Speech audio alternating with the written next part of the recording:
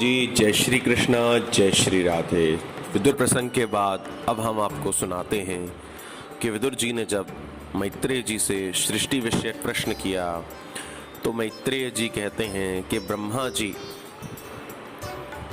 जो शेष की शैया पर विराजमान भगवान विष्णु के नाभि कमल से प्रकट हुए, उन ब्रह्मा जी ने जब चारों ओर देखा तो उनके चार मुख हो गए।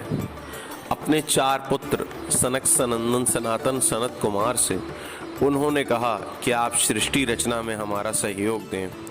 चारों पुत्र बोले कि हम तो भगवान का भजन करेंगे। वे ब्रह्मचारी हो गए। तब ब्रह्मा जी को बड़ा क्रोध आया और उनका क्रोध ही भ्रकुटी का भेदन करके प्रकट हो गया, जो भगवान रुद्र शंकर के रूप में प्रकट हुआ। ब्रह्मा जी ने भगवान रुद्र से भगवान शंकर से सृष्टि प्रक्रिया रचने को कहा तो उन्होंने डाकिनी पिशाचिनी भूत प्रेत आदि की सृष्टि रचना प्रारंभ कर दिया। तब ब्रह्मा जी ने उन्हें कहा कि आप आराम से बैठिए, और ब्रह्मा जी ने फिर 10 ऋषि अत्रि अंगीरा मरीचि नारद आदि 10 ऋषियों को उत्पन्न किया। ब्रह्मा जी की छाया से कर्दम जी का जन्म हुआ। अब भगवान ब्रह्मा जी के वामांग से कन्या और दक्षिणांग से पुरुष का जन्म हुआ। जो पुरुष हुआ वो मनु कहलाया और जो कन्या हुई वो शत्रुपा कहलाई। मनु और शत्रुपा के द्वारा ही ये सृष्टि प्रारंभ हुई है। जो लोग ये सोचते हैं कि हम मनुवादी हैं तो वो ये समझ लीजिए कि हम मनु की संतान होने से मनुवादी कहलाए हैं। मनु शत्रुपा हमारे पूर्वज हैं, उन्हीं से सृष्टि प्रक्रिया की रचना प्रारंभ हुई है। मनु का अर्थ होता है मन वाला। ये संसार जो है ना, ये माया से कल्पित है। जब मन में किसी वस्तु को प्राप्त करने की प्रेरणा जागृत होती है तो हम उस कार्य के लिए उद्यत होते हैं और मन के नचाए इस संसार के द्वंद्व में फंसे रहते हैं। शतरूपा अर्थात कई सौ रूपों वाली, तो हमारा जो मन है वो कई सौ रूपों को प्राप्त करना चाहता है। जब हम शहर में घूमने जाते हैं या हम घर में रहते हैं तो हमें चेंज चाहिए, बाहर निकलना है। हजारों प्रकार के मंदिर जाते हैं, हजारों प्रकार की जगह घूमने जाते हैं, हजारों प्रकार के कपड़े देखते हैं। हमें तरह तरह के व्यंजन, तरह तरह की भोग की वस्तुएं पसंद आती हैं। क्यों? क्योंकि हम मनु शत्रुपा की संतान हैं। ब्रह्मा जी के द्वारा माया से प्रेरित होकर के इस सृष्टि की रचना हुई है।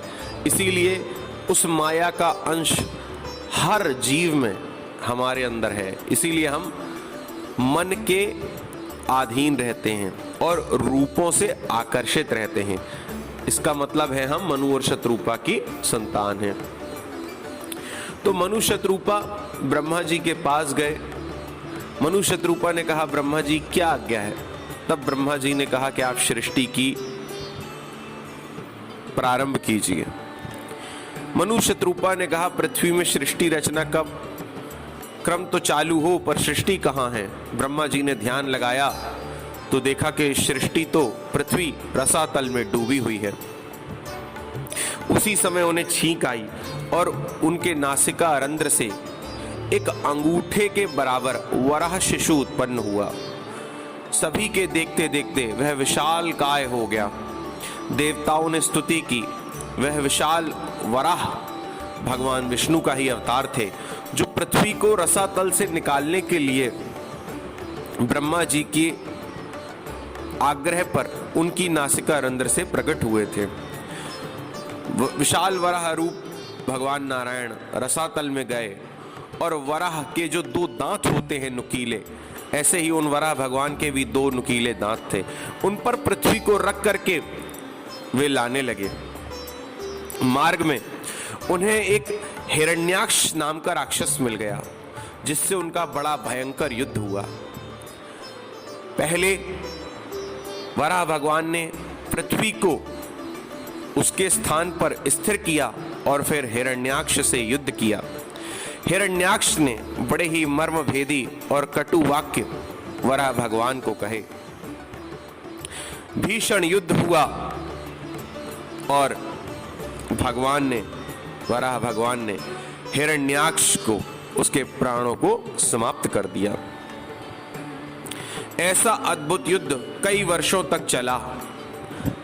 जब हिरण्याक्ष मारा गया तब ब्रह्मा जी के पुत्र देवताओं ने यह प्रश्न किया कि ये इतना बलशाली हिरण्याक्ष नाम का राक्षस कौन था जो भगवान से भी लोहा लेके माना।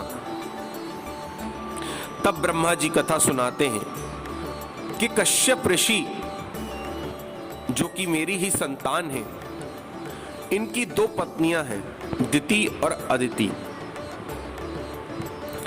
जो इनकी पत्नी अदिति है उससे देवता हुए हैं, अर्थात आप लोग, और जो दिति हैं उनसे राक्षस हुए हैं।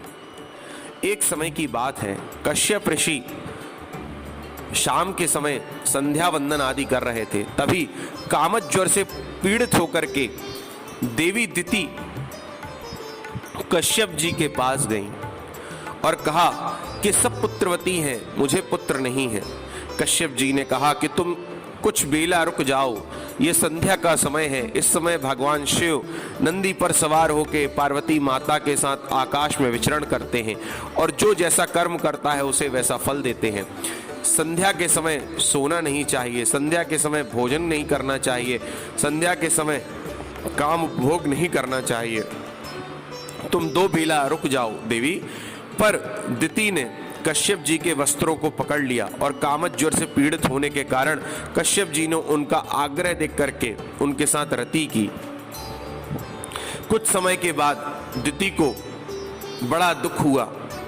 दिति ने कश्यप जी के चरणों में प्रणाम किया और कहा, महाराज, मुझसे बड़ी गलती हो गई। संध्या वेला के समय मैंने जो नहीं करने योग्य था उसके लिए आपको प्रेरित किया। अब क्या हो सकता है? कश्यप जी कहते हैं कि देवी, हर व्यक्ति को अपने कर्म का भोग करना होता है। जो जस करहि सो तस फल चाखा। तुमसे यह गलती तो हुई है, इसीलिए तुम्हारे गर्भ में राक्षस होंगे, हिरण्याक्ष और हिरण्यकशिपु। वे जब इस पृथ्वी को आक्रांत कर देंगे तब भगवान ही उन्हें मृत्यु दंड देंगे और भगवान की कृपा से उन्हें परमात्मा का ही लोक प्राप्त होगा। दिति को इस बात को सुनकर के बड़ा दुख हुआ कि मेरे गर्भ से राक्षसों की उत्पत्ति होगी, पर यह सुनकर के कि भगवान साक्षात उन्हें मुक्त कर देंगे, उन्हें प्राण दंड देंगे और उनकी मुक्ति हो जाएगी, यह सुनकर के दिति ने ढाढ़स बांधा। हे देवताओं, ये वही हिरण्याक्ष हिरण्यकशिपु हैं जो दिति के गर्भ से पैदा हुए। ये हिरण्याक्ष और हिरण्यकशिपु कोई साधारण जीव नहीं है। ये भगवान विष्णु के वैकुंठ लोक के पार्षद हैं। इन पार्षदों ने एक बार मेरे 4 मानस पुत्र सनक सनंदन सनातन सनत कुमार को वैकुंठ के द्वार पर ही रोक दिया था। सनक सनंदन सनातन कुमार वैकुंठ में भगवान विष्णु का दर्शन करने के लिए जा रहे थे और ये भगवान विष्णु के द्वारपाल थे। इनका नाम जय और विजय था। इन्होंने मेरे मानस पुत्रों को रोक दिया और मेरे मानस पुत्र सनकादियों ने, जो ब्रह्म तेज संपन्न है, इन्हें श्राप दे दिया कि जाओ, तुम जाकर के राक्षस हो जाओ। जब भगवान विष्णु को पता चला कि द्वार पर सनकादि आए हैं और उनका अपमान हुआ है, तो वे दौड़े दौड़े द्वार पर आए। उन्होंने जय विजय की तरफ से माफी मांगी। तब सनकादिकों ने भगवान के दर्शन किए और इसके बाद वे तप करने के लिए बद्रिकाश्रम को चले गए। यहां भगवान विष्णु ने कहा कि जाओ जय विजय, तुम जाकर के पृथ्वी लोक में राक्षस योनि को प्राप्त करो, तुम्हारा कल्याण करने के लिए मैं वहां आऊंगा। जय विजय की आंखों में आंसू थे। बोले महाराज, हम आपके बिना नहीं रह सकते, हम आपके चरणों के सदा आश्रित रहे हैं। उस समय भगवान विष्णु ने कहा कि चिंता मत करो, 3 जन्म राक्षस तुम होगे और तीनों ही जन्म में मैं ही तुम्हारा कल्याण करूंगा और 3 जन्म राक्षस योनि को प्राप्त करके मेरे ही द्वारा मुक्त होकर के तुम फिर वैकुंठ में आकर के मेरे द्वारपाल हो जाओगे। ब्रह्मा जी कहते हैं, देवताओं, वही जय विजय जिन्होंने मेरे मानस पुत्र सनकादियों को वैकुंठ में जाने से रोका था और उन्हीं सनकादियों के श्रापवश वही जय विजय द्वारपाल हिरण्याक्ष हिरण्यकशिपु राक्षस हुए हैं। उन्हीं में से इस हिरण्याक्ष ने इस पृथ्वी को रसातल में डाल दिया और मेरे ही वंदना करने पर भगवान मेरी नासिका से प्रकट हुए और हिरण्याक्ष रूप में उन्होंने पृथ्वी का उद्धार किया और हिरण्याक्ष का वध किया। देवताओं ने वराह भगवान की दिव्य स्तुति की और इसके बाद फूल बरसा करके वे अपने लोकों को चले गए। तो इस प्रकार से वराह भगवान ने हिरण्याक्ष वध करके हिरण्याक्ष का कल्याण किया और इस पृथ्वी का भी उद्धार किया।